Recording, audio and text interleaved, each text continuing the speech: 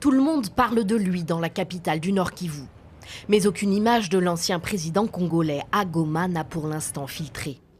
Des sources concordantes dans l'entourage de Joseph Kabila, au sein de son parti et de l'AFC M23 l'affirment, il serait arrivé en ville dans la nuit de dimanche à lundi.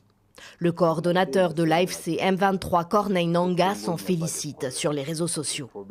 Le retour au pays de ce grand acteur politique est favorablement accueilli.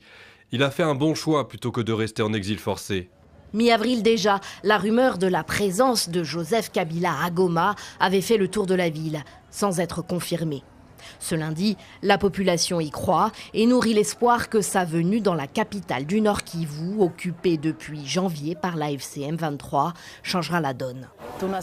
On a appris que le président Kabila est arrivé à Goma. Maintenant, on espère que les choses vont changer, revenir comme avant. Je pense qu'il a eu pitié de nous parce qu'il est notre ancien président. Peut-être qu'il veut en finir avec la guerre en venant ici. C'est ça peut-être qui justifie sa présence à Goma. Il va ramener la paix. Dans une prise de parole diffusée vendredi sur YouTube, Joseph Kabila avait annoncé sa venue prochaine à Goma, entre autres critiques adressées au pouvoir de Kinshasa. Pour ce représentant de la société civile basé à Bukavu, au sud Kivu, Joseph Kabila, au pouvoir pendant 18 ans en RDC, peut jouer un rôle dans le conflit dans l'Est et tisser un dialogue avec toutes les composantes de la société.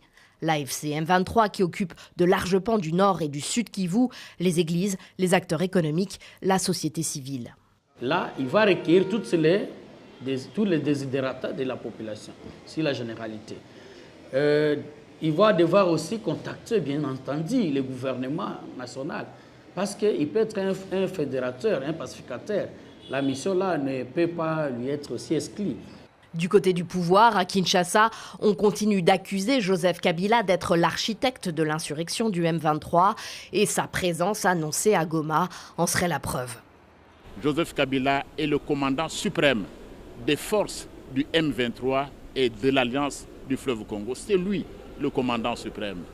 Le général-major est aujourd'hui dans son kaki pour agresser son pays de nouveau, en connivence avec le Rwanda, parce que pour arriver à Goma, il faut passer par Kigali. Il est là pour agresser de nouveau son propre pays qui lui a tout donné, même la présidence.